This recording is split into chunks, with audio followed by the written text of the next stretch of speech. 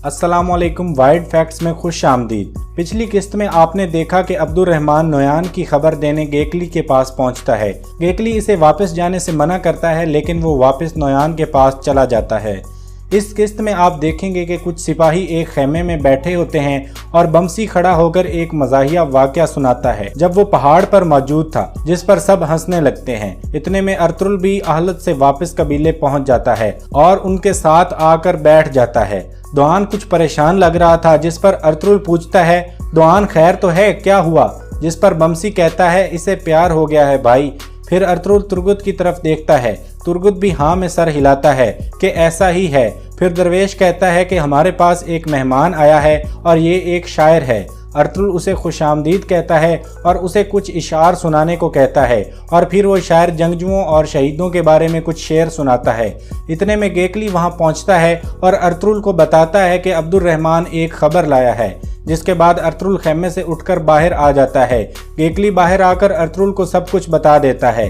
दूसरी तरफ सलजान अपने खेमे में जाकर कहती है कि मैं हार नहीं मानूंगी। इसके बाद वो अपने खेमे से निकलती है और गोंचागुल के खेमे की तरफ जाती है। इस दौरान गोंचागुल हाइमा खानम के खेमे में बैठकर सबके साथ खाना खा रही होती है। उसके बाद अर्तुल हकीम आरतू के पास पहुंचता है और उसे अब्दुर्रहमान के बारे में बताता है कि वो वापस नोयान के पास चला गया है। हकीम आरतू कहता है कि नोयान उसे मार देगा। अर्तुल कहता है, मेरे ख्याल में वो उसे मारेगा नहीं बल्कि तड़पाएगा, इसलिए अब वक्त आ गया है कि नोयान पर हम हमला करें। दूसरी तरफ अर्तुल के साथी भी अब्दुर्रहमान के लिए परेशान होते हैं। बमसी कहता है, अल्लाह जानता है कि नोयान अब्दुर्रहमान के साथ क्या करेगा। दोयान कहता है, अर्तुल भाई अब्दुर्रहमान को ऐसे जाया नहीं होने देंगे और कोई ना कोई हल जरूर निकालेंगे। दूसरी तरफ सलजान छुपकर गोंचागुल के खेमे में दाखिल हो जाती है ताकि वो हार तलाश कर सके, जिसकी वजह से गोंचागुल उसे ब्लैकमेल कर रही थी। सलजान खेमे की तलाशी लेना शुरू कर देती है। थोड़ी देर बाद खेमे के बाहर गोंचागुल और कंदोगदू पहुंच जाते हैं। खाना खाने के बाद कंदोगदू उसे खेमे तक छोड़ने आया था। गोंचागुल खेमे के अंदर दाखिल होने ही वाली थी कि उसे कोई बात याद आ गई और वो कंदोगदू की तरफ मुड़ गई। जब गोंचागुल कंदोगदू से कोई बात करती है तो सलजान को पता चल जाता है, इसलिए वो खेमे के अंदर एक तरफ छुप जाती है। जिसके बाद कंदोगदू गोंचागुल को अल्लाह हाफिज कहकर चला जाता है। गोंचागुल अपने खेमे के अंदर दाखिल होती है, जबकि सलजान भी अंदर छुपी हुई थी। इतने में गोंचागुल को अपने सामान के साथ कुछ गड़बड़ लगती है और वो तेजी से उठती है, जिसकी वजह से रोशनी वाला दिया नीचे गिर जाता है और कलीन को आग लगना शुरू हो जाती है। गोंचागुल उसे बुझाने की कोशिश करती है और सलजान इस मौके का फायदा उठाते हुए उसके खेमे से बाहर निकल जाती है। सलजान वापस अपने खेमे में पहुंचती है और रोना शुरू कर देती है और गोंचागुल पर सख्त गुस्से में होती है। इसी गुस्से में वो मेज पर पड़ी कुछ चीजें गिरा देती है। ऐन उस वक्त कंदोगदू उसके खेमे में दाखिल होता है और उसे ऐसा करते हुए देख लेता है और कहता है कि तुम तो अपने साये के साथ भी लड़ती रहती हो, अल्लाह तुम पर रहम करे। ये कहकर वो वापस चला जाता है और सलजान बैठकर रोने लगती है। कंदोगदू वहां से हाइमा खानम के पास जाता है और उनसे पूछता है, नए रिश्तेदारों के बारे में क्या सोचा है आपने? जिस पर हाइमा खानम कहती हैं, गुमुश्तकिन महल में एक इज्जतदार ओहदे पर फायज है, जबकि गोंचागुल से भी मिलकर मुझे खुशी हुई, लेकिन एक बात याद रखना, गुमुश्तकिन ने महल की हवा खाई हुई है, इसलिए महल के लोग बाज दफा वो नहीं देखते जो उन्हें देखना चाहिए, इसलिए तुम अपनी आंखें खुली रखना। इतने में अर्तुल वहां पहुंचता है। हाइमा खानम और कंदोगदू उसे खुशामदीद कहते हैं। फिर अर्तुल कहता है, मुझे कोई जरूरी बात करनी है। जिसके बाद वो तीनों बैठ जाते हैं और अर्तुल अपनी बात शुरू करता है और कहता है, नोयान अब्दुर्रहमान के जरिए हमें एक जाल में फंसाना चाहता है। जिस पर कंदोगदू कहता है, तुम क्या करने जा रहे हो? जिस पर अर्तुल कहता है, मेरे दिल में सब्र खत्म हो चुका है और अब जंग का वक्त है। कंदोगदू कहता है, क्या तुम उसको उसके ही जाल में फंसाना चाहते हो? जिस पर अर्तुल कहता है, हाँ, अब हमें तलवार उठाना होगी। फिर हाइमा खानम कंदोगदू से राय मांगती है, जिस पर कंदोगदू कहता है, भाई सही कह रहे हैं, इसलिए अब हमें जरगा बुलाकर सबको इस बात पर रजामंद करना होगा। फिर हम दुनिया को दिखाएंगे कि दो कबीले मिलकर क्या कर सकते हैं। दूसरी तरफ अब्दुर्रहमान वापस नोयान के डेरे पर पहुंचता है। नोयान उसी का इंतजार कर रहा था।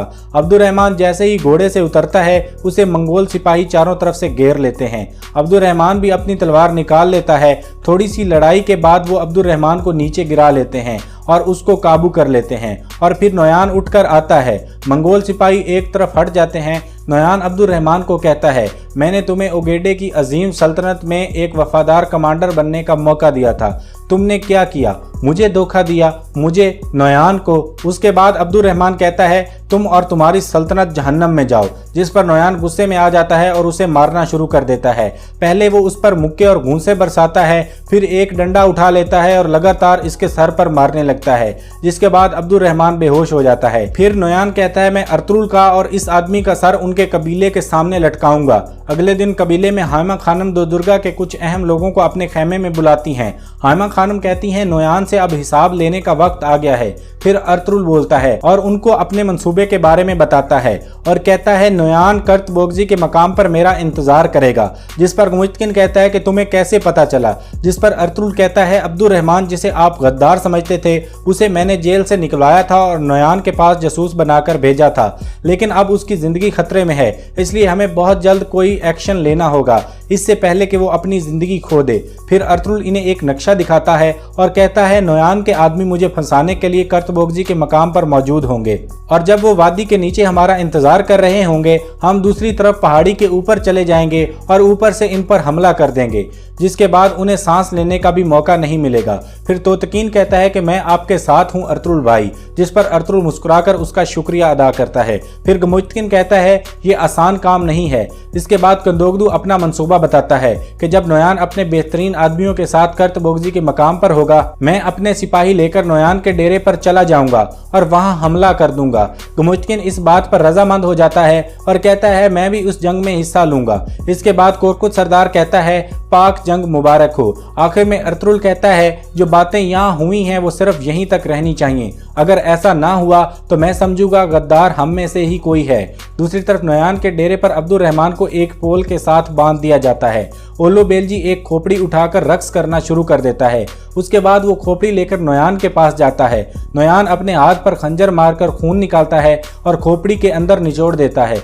उसके बाद ओलो बेलजी कुछ पढ़ना शुरू कर देता है और खोपड़ी वाला खून आग में फेंकता है, जिससे आग भड़क उठती है और ओलो बेलजी इस आग में देखना शुरू कर देता है। दरअसल वो रूहों की मदद से नोयान के मुस्तकबिल के बारे में पता लगाना चाह रहा था। थोड़ी देर बाद नोयान उसे कहता है कि क्या देखा तुमने, जिस पर ओलो बेलजी का सांस फूल जाता है और वो रुक रुक कर बोलना शुरू करता है और कहता है अर्तुगरुल एक बाज की तरह था जिसके पार टूट चुके थे, लेकिन अब वो पहले से भी ज्यादा मजबूत हो गया है और वो अपने मजबूत परों के साथ तुम्हारे ऊपर से गुजर जाएगा नोयान।